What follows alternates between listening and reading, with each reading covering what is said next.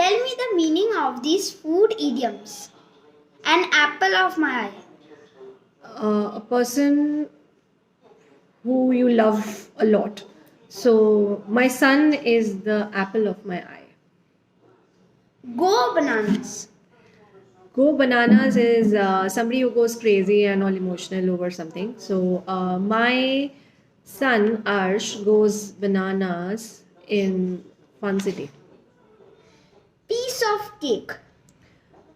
It's something which is very simple to do. So